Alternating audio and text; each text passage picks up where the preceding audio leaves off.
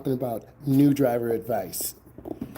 My first question is from Amila. How do I get good at parking? You need to go into your neighborhood. You need to learn to identify parking spaces you can get in. The first type of parking spot that I think is easy to get into is when you're driving down the street, you can pull over to the right by the curb. Try not to hit your front tire or your back tire because that will damage the sidewall. Once you get comfortable pulling in and parking, then next I would say is reversing into your driveway where you're going to have to go past the driveway, then reverse in. You want to cover your brake. You want to turn your wheel all the way to the right. The rear will go to the right, and the front will swing out to the left. You're going to have to learn to park slow.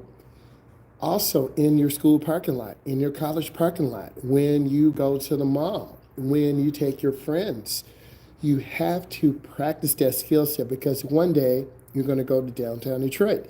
You're going to go to downtown Chicago. You're going to go to downtown Houston, Texas. And in big cities, there are not a lot of parking lots. There are parallel parking spots and there are angle parking spots. So it takes practice, Amila, getting into those spots. The next question she has, how do I get my parents to calm down? I think in the beginning, you don't want to scare your parents. You want to take your time. And you're going to take your time by going through the neighborhood.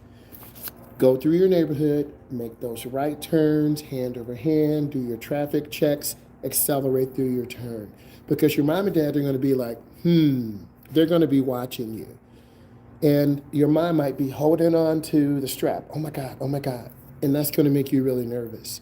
Where your dad might be in the back on his phone or chilling. Your little sister, brother, they're going to be teasing you. My advice, whoever's in the front, have the conversation. Mom, Dad, I'm new to driving. I don't know everything. I'm going to need you to walk me through the process. Oh, okay. Because once you get 16, 18, 20, 25, your parents are like, you're all grown up. You don't really need our help. So open that line of communication, and I think that is really important. How do I get to know if I'm a good driver and having good position? You will look straight down the road, just like I'm looking straight in the office right now. You'll see the line to the right. You will see the solid yellow line to the left. We're driving in North America. You have to learn to have high vision. Low vision is when I'm looking down. I'm looking down at the speedometer. And what I need you to do is focus on the control of your vehicle. Try not to hug the right. A lot of beginners hug the right. A lot of beginners hug the left. Literally, you're looking at the line, just like I'm looking down. You're looking down at the line. Learn to look straight ahead. Let's go with Charlotte. Charlotte asks, what is the best thing to reverse when parallel parking? I would set up in front of your house. I would practice.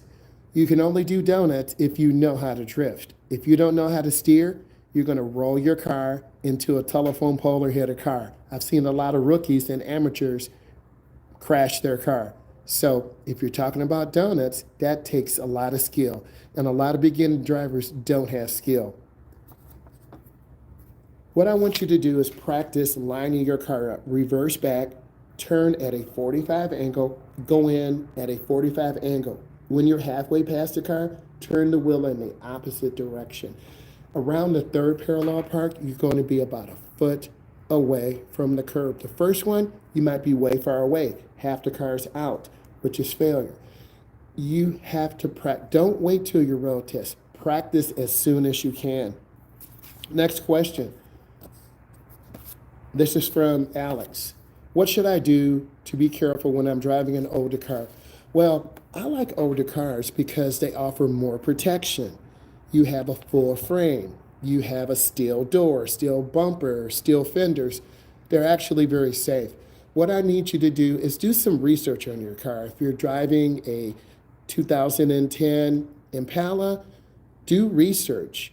Do some research on the crash ratings. Is it a 3-star? Is it a 4-star? Find out the limitations. Obviously, it's not going to be an extremely fast car because you're not trying to go fast right now. You want a reliable car. Get a chance to know your car. Drive it around your community, your neighborhood, school, friend's house, grandma's house, to the mall. And you'll know your car. If it's not sounding right, man, my car does not sound right. There's something wrong. Each car makes a unique sound, a different sound when it's operating in good condition, when it's operating in bad condition. Drive your car, do research. Don't be scared to lay on the ground, look at your car from underneath. Is anything dripping? Transmission fluid, oil, gasoline. Open your hood up. Find out where the oil cap is. Find out where the power steering fluid is. Find out where air conditioning is. You need to take your time to learn your car. This is from Tyler. What do I do if I try to get my parents really stressed when they drive? It's your job to have, I would drive with one parent in the beginning. Thank you for the hearts. Drive with one parent in the beginning. Drive with dad or mom, whoever's the most chilled. If dad is chilled, dad, let's go for a ride. Let's go get a coffee. Let's go to the auto parts store. Oh yeah, let's go. And then dads are always proud of their sons or daughters. And dads will be more forgiving if you kind of slam the brakes. Slow down, boy. Or you're going a little fast, slow down. Your mom's going to get nervous.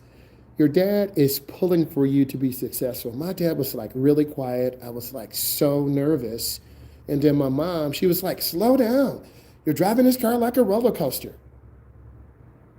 So I was going a little bit fast with my mom. So you want to communicate to your mom and dad, hey, I'm new at this. I'm going to need your support, and I need you to help me. And then go along, take your time, and be patient. If you're trying to race other cars, I suggest you wait till you're 18, right? And you want to do it on a closed course. Most people under 25 can't afford new tires, new brakes on their car. Because if you're going to race, you're going to be wearing out those consumables, brake pads, rotors, and tires.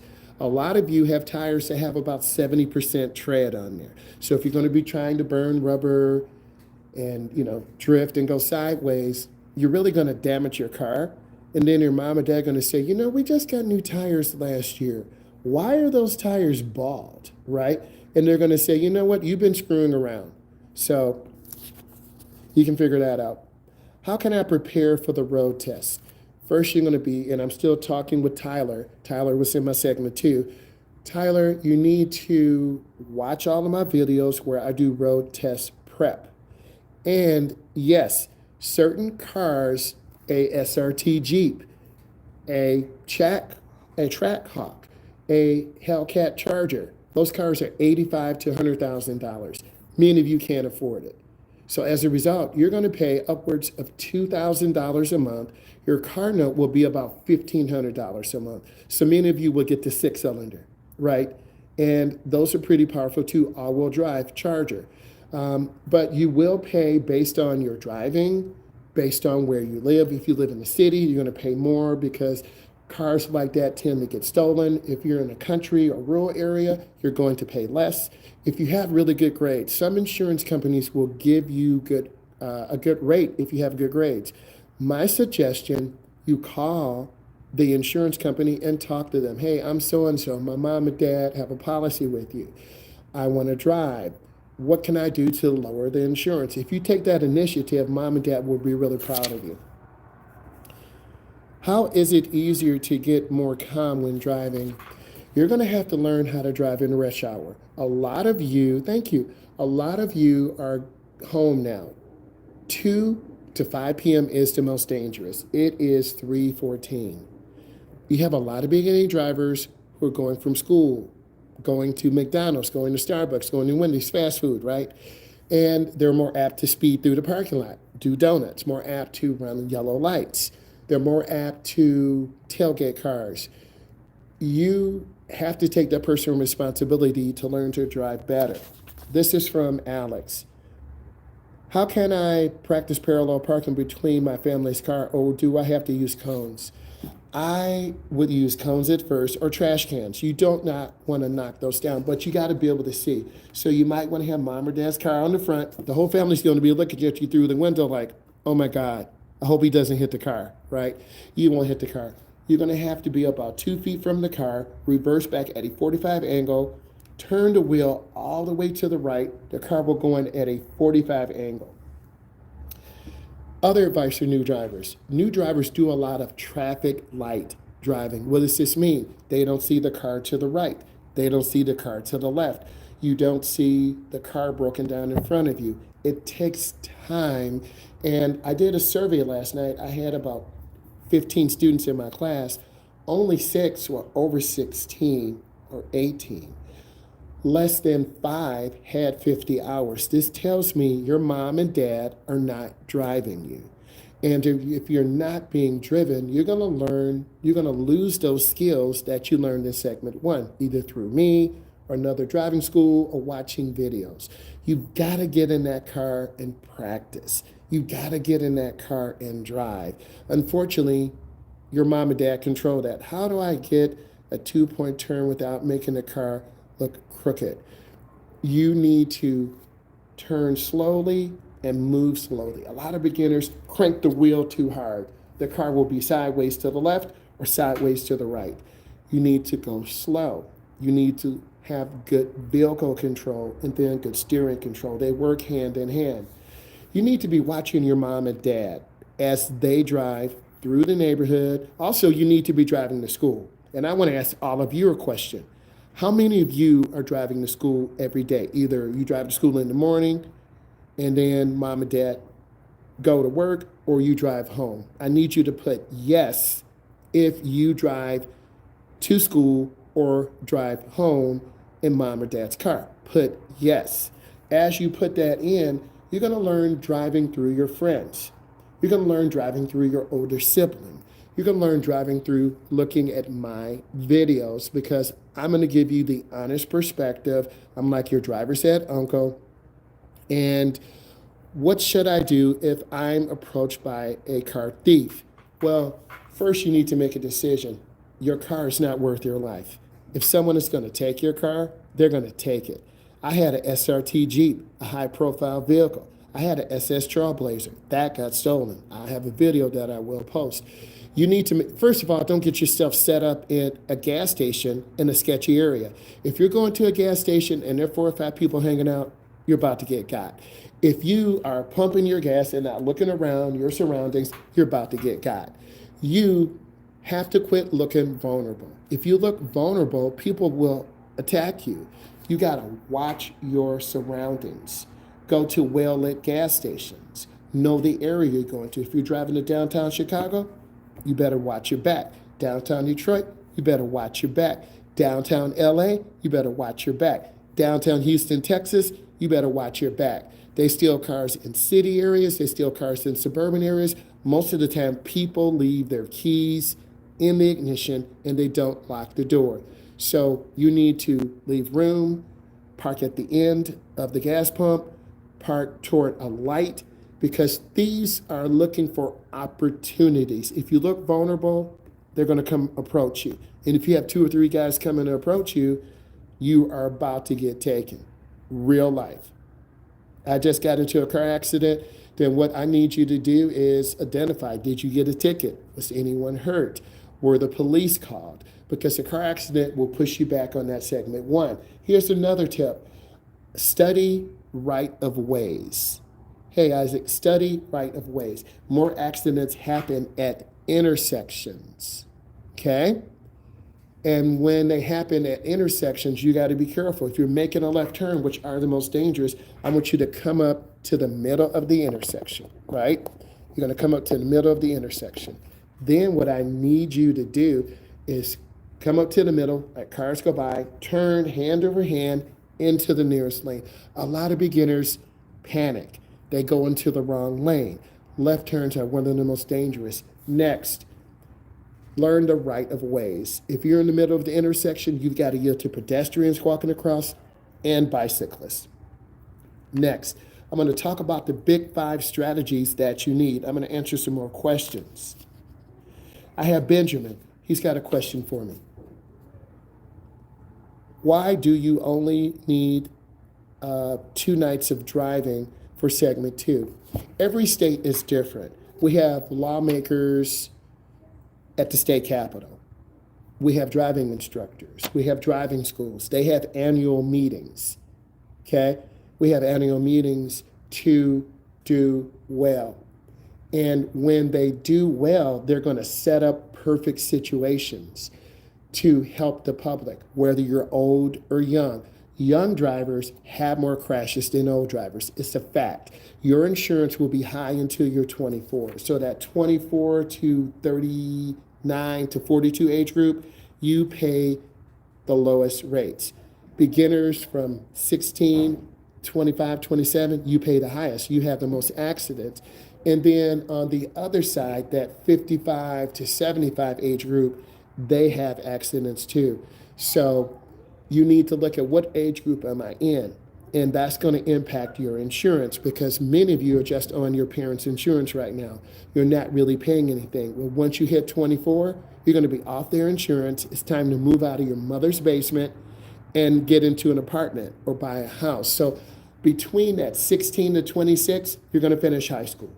You're going to go to college. For many of you, you might have your first girlfriend or boyfriend, right? And that's going to impact you. You might move and get a good job. You might become a mother. You might become a father, and that's going to put more responsibility on you. So a lot's going to change within 10 years. And within 10 years, you have to learn how to drive.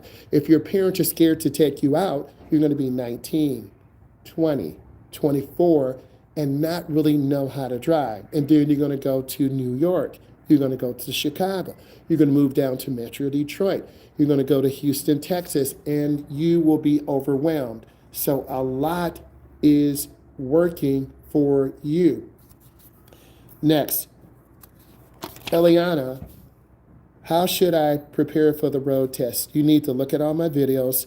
I actually do road test prep. I know road testers. We prepare in-car tutorials, practice parallel parking, practice merging on expressway, looking over your shoulder, accelerating up to speed, practice night driving. I would practice in rush hour, getting on, getting off, driving in the middle lane, and then occasionally getting to the left lane where you're going to have to go fast. Let's talk about the big five. Concentrate. A lot of states have passed hands-free. And when you pass hands-free, you will be focusing on the road. Next, look into your turns. A lot of beginners don't look where they're going. And a beginner is someone with less than 10 years of experience. That's many of you. You have less than 10 years of experience. You have your first car, or you have your parents' first car, and then they are trusting you not to have an accident and to be sensible. Also, another question that I have for Eliana, how should I prepare for the written test? There are a lot of good test prep materials that are out there. There are a lot of good information, and it's really important that you do your best work and prepare for the test. And when you prepare for the test, you're going to be more successful through studying test prep materials. I'll be putting together some digital downloads that you can purchase. This will help you prepare for the test. I'm going to answer Ryan's question. This is for Ryan B. How do I know if I have my side mirrors adjusted right? You want to see a little bit of the side of the car, and do you see the side of the door? When you're driving, you want to see the spot to immediately my peripheral vision, immediately to my right and immediately to my left. You have to look over your shoulder and check the blind spot. So you got to have those side mirrors adjusted, and your center mirror, you want to frame the rear window when you're driving. So when you're driving, you can also look to the left, you can look to the right, and you look up. Mirror adjustment is extremely important. We talked about looking into the turn. You as a driver need to look into the turn and look where you're going. A lot of beginners just look in the area, like I'm just looking ahead of me. If I'm going to the right, turn your head to the right. If I'm going to the left, turn your head to the left.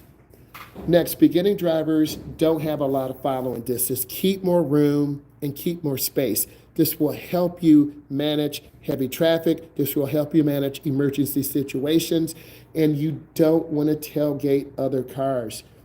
Next, don't scare your parents. because if you scare your parents, they're less likely to drive with you ever again, and it's going to take you a long time. Bye. Look at my videos.